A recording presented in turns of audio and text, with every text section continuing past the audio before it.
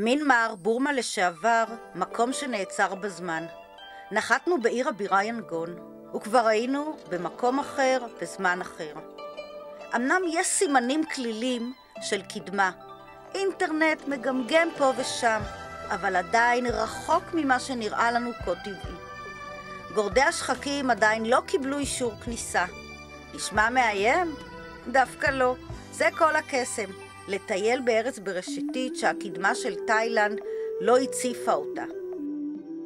מיינגון הבירה טסנו למנדלי, לחוות את הארץ הכי בודהיסטית באסיה ובעולם.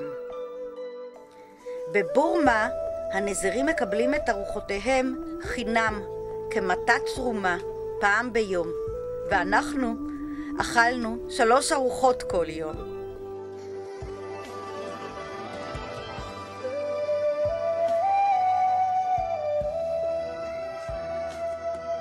בין שדות אורז, כפרים ומתחמי פגודות ענקיים, שטנו במעלה נהר היורוודי הגדול למינגון, אחת מהבירות העתיקות.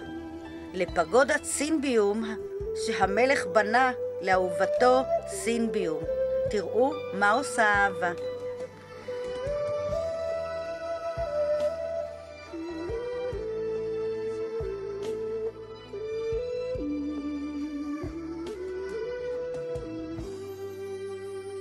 במרכז הפגודה פעמון זהב ענק, 82 טון, השני בגודלו בעולם, אחרי הפעמון במוסקבה. אמרנו תפילת עממיה, אני חולק את חסדיי עם העולם. חזרנו לשייט נינוח על נהר היורוודי, הזורם לאורכה של המדינה הענקית, ומשמש עורק תחבורה עיקרי. ומולנו השקיפה העיר סגיינג על 600 המנזרים עם כיפות הזהב ורכס ירוק.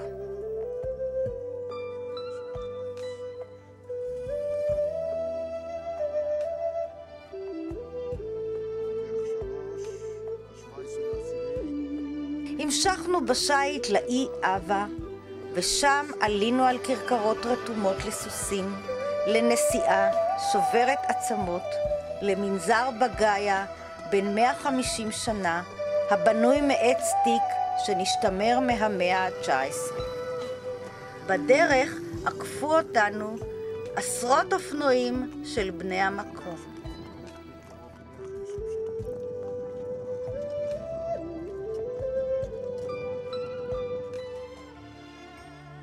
עלינו על גשר עץ תיק עתיק מעל אגם פנימי, ושטנו בסירות דייגים אותנטיות בשמורת הטבע עם שלל ציפורים.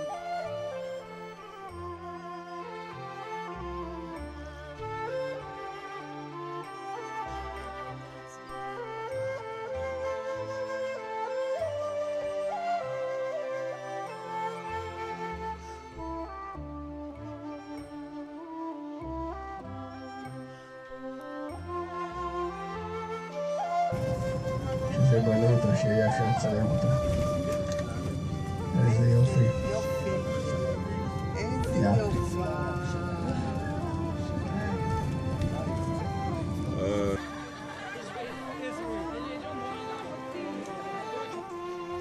בעיר מוניואה המשכנו להוריד נעליים וביקרנו במקדש תן בודי, בעל 582,000 פסלים וצלמיות של בודהה. צבעוניות שכזו יכולה להתחרות רק בדיסנילנד.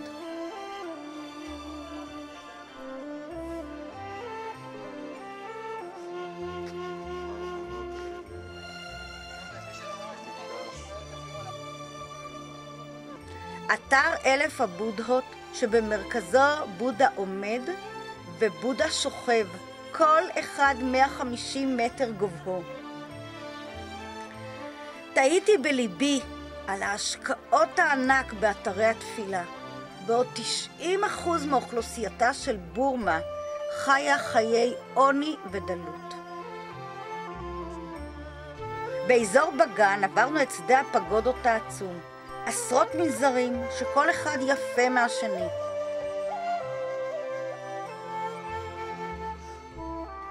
יצאנו להר פופה הקדוש עם הפגודה המרשימה בראשו והנוף המדהים שנשקף ממנו.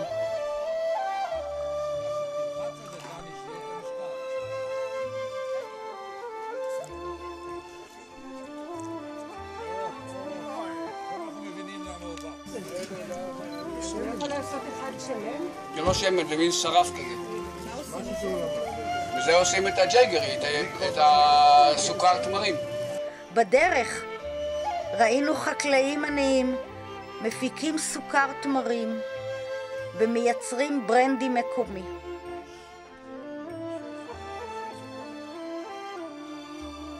באגם אינלה ברמת שן, שבט האינטה משיט את הסירה עם רגל אחת ודג בעזרת סלי רשת מיוחדים. הם גרים בבתי כלונסאות לאורך האגם.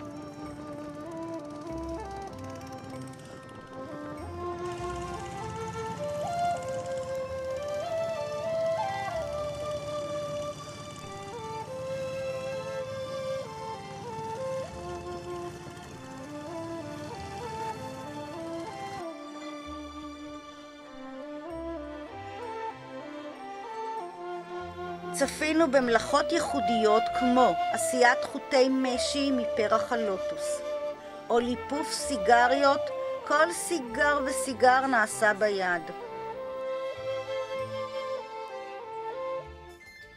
לעת ערב הגענו רטובים מגשם מונסון חזק שירד עלינו למלון המפואר שבנוי כמו בתי האגם על כלונסאות.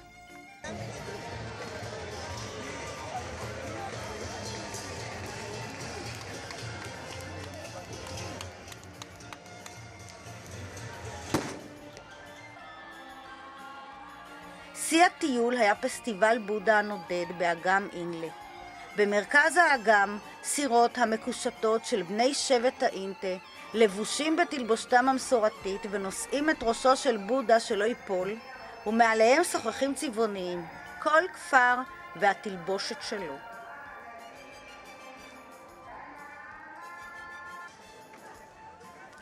תחרות סירות. כל כפר משיט בתנועות גמישות, וכולם חותרים ברגל אחת בקצב אחיד.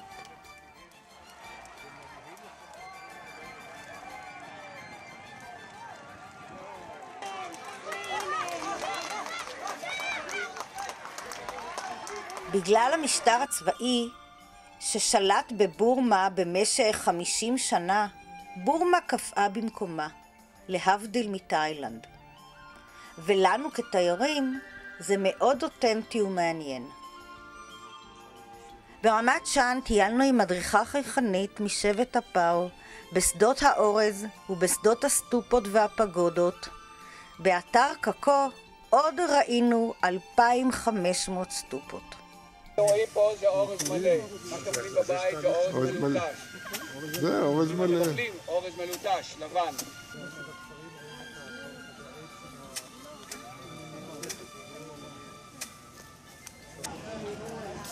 חזרנו ליאנגון, לשווקים הצפופים, ועלינו למקדש המקדשים, פגודת שוודגון, הגדולה ביותר במינמר, בגובה 100 מטר, וכיפתה משובצת באלפי מטילי זהב טהור ואבנים יקרות.